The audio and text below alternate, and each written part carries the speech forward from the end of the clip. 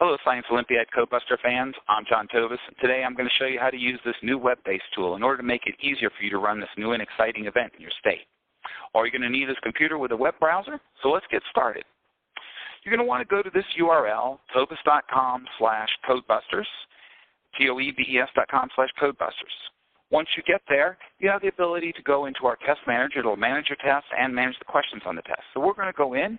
We're going to create ourselves a new test. See, when we go in the test manager first time, we don't have any tests. Say a new test.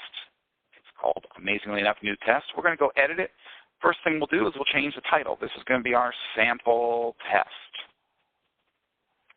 Now, CodeBusters test is going to want to start out with a timed question. You're generally going to, this is going to be an aristocrat. So we're going to say, let's add an aristocrat to the test, and let's edit it. We've got this aristocrat, and now we need some text for it.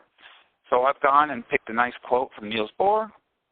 So we'll copy that, and we put that into the text of the test. You can see it automatically encodes it. Now we're going to need to give it a number of points. We're going to decide that this is a 200-point, and solve this quote from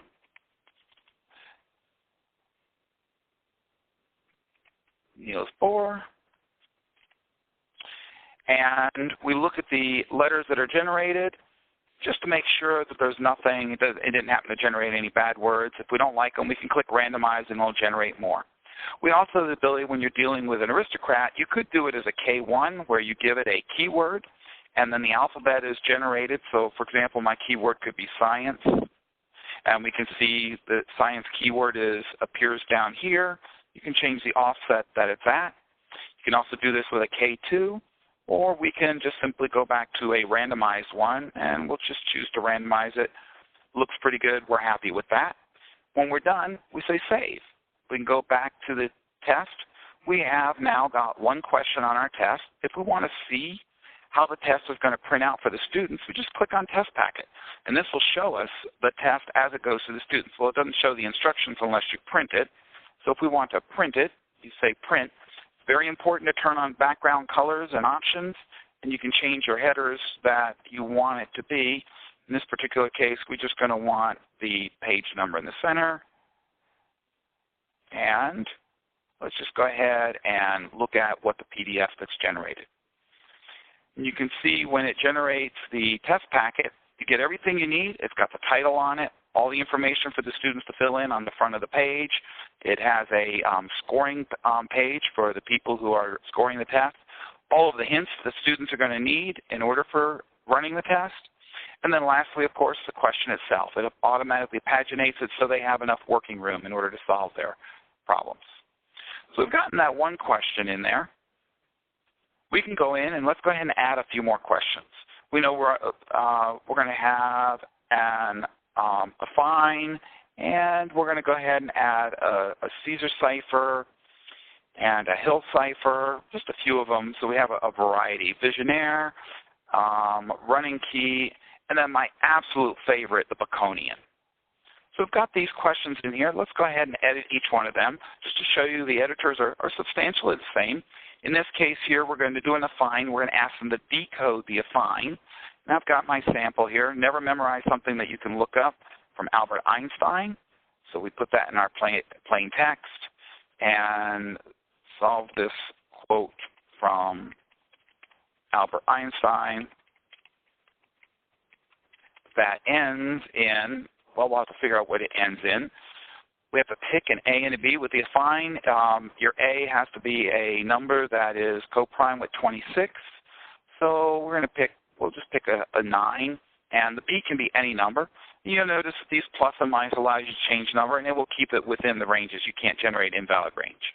So in this case here, that looks pretty good. We're happy with that. So it ends with, well, we tell them it ends with UP. And just to make the letters stand out, we can do some nice little formatting. We've decided that this is going to be a 250-point question. And because it's a decode, we have to pick some letters to verify that it is decodable. And so we can see that the last two letters are decodable, and it tells us how we're going to solve it. So that's good. It knows that it's a solvable problem. We're going to save that. And we go back to our test. Now we've gotten the assign done. Let's go ahead and add the Caesar cipher. Caesar and @bash are both available on the same page. They're both substantially the same. The only difference is @bash has got a fixed list, and the Caesar cipher you can change the offset. So we'll take our little example and put there, and we have a quote. The quote is from Frank Wilczek, and this quote by, oops, so if I copy it, okay, encoded with a Caesar cipher. It's going to be a 100-point question. Caesar ciphers and @bash are very simple. And we're going to pick an offset of 5. Again, look, make sure none of the words come out as bad words. Sometimes you get random things. And we'll save that. Go back to our questions. We can see Hill. Hill cipher is a little bit different. Hill cipher is a matrix multiplication, and you have to generate a key that's either 4 or 9 characters long that happens to meet some mathematical properties. Fortunately, you don't have to keep trying until you find one. We have a list of all the known ones there that you can pick from. I've gone ahead and picked for my sample. I've got a word, catadioptrics, which is a type of telescope mechanism. And we know the keyword convexity is one of the ones that are on the valid list. And we'll make this be a 150-point question. Solve this Hill cipher. And we want them to encode it. With a 3x3, you'll do an encode, and we can save that. You can see this. All of these test tools work the same way. You're basically going to have the number of points, the question, and then the information to configure the cipher. So we go back to our test. We've got our Hill. Let's do our Visionaire. Visionaire is a different type of cipher. In this, a Visionaire, you have to have a word that you encode it with. So we're going to encode this, and our keyword we're going to use is money. And just to make it a little bit more straightforward to solve, we're going to break it into blocks of 5. If you set the blocks to be 0, it keeps the spacing between the words.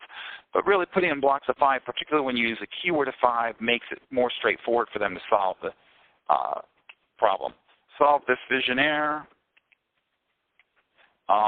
which is encoded with a common 5-letter word. This is going to be a 200-point question, and we can say the 4th through the 10th characters are ITEOUR. Want to give them a hint to allow them to solve it and decode the Visionaire. So we've done that, and we go back to our questions. Now we've only got 2 more that we want to do. Running key. Running key is very similar. The only difference between a running key and a Visionaire is a running key has a longer document that's encoded by. We're going to use a nice quote from Edgar Allan Poe. Come in here, and we're going to pick the Magna Carta, which is in Italian, which is in Latin, in order to encode it. And we need to make sure we tell you how many points this is. This is going to be a 150-point question. Solve this encoded against a famous document. We'll save that, and we'll do our last question. Our last question happens to be a Baconian, which I enjoy the Baconian. It's a very fun type of cipher. I'm going to pick something very simple. It's going to be something, amazingly enough. And we're going to make this be a 300-point question. Now, a Baconian, you have a couple of different ways you can do it. You can have it do it where letter for letter. Well, if A stands for A and B stands for B, it's trivial because they just look it up in the table. You can do something like this, that A is X, Y, Z, and B is, A, B, C. So you can see how that gets encoded. The difference between letter for letter and sequence is it always puts them in the same order, one after another. But the words is where it gets to be fun. So we've got something, and we need to pick up a sentence. We can actually go down this list, and we see the things. We try and find something. So he can often, let's see, start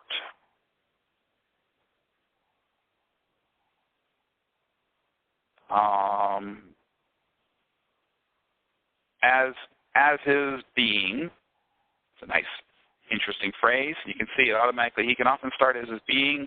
We can go further on in the list, and we can say Earth, enemy, enjoy, words. And again, we'll put a period behind it, and now we've got, so now this is what the phrase would be. We save that, go back to our test, and we can see we've got our test pretty much complete. We can print out a test packet, as you've seen. You can also print out an answer key. Nice thing about the answer key, it highlights in yellow everything where the problems are, but if you print it, the answer key, and make sure you turn on your background colors, and we'll open up the PDF in preview. The nice thing about the answer key is that it will automatically give you all the work for how to run the event. It tells you how to prepare the exam, how to run the event. It even gives instructions on how to grade, how to score the timing for the timed question, and it dynamically generates the correct tiebreaker order. So you're guaranteed not to have any ties on your events. And then the questions are printed out in the same format as, the solutions are in the same format as the questions, so it makes it very easy to match the solutions to the questions, except you're looking for the yellow on the page. Also, you can have the ability to go answers and solutions. So if you want to know how to solve a problem, this gives a good description so that the coaches could follow on how to solve a problem. Now, we also have on this main page, we have a sample test from the Coaches Institute. If you click on this, it will load it in as a new test. You can edit it, and this has an example of every single type of question that you can find on the test. So it's a real nice way of getting familiar with the other things that can be done with the test generation tools. So I'm hoping that I've given you a good overview of this. If you have any questions, feel free to send email. And again, the URL for the test is codebusters.com/codebusters. And I wish you good luck in running your event.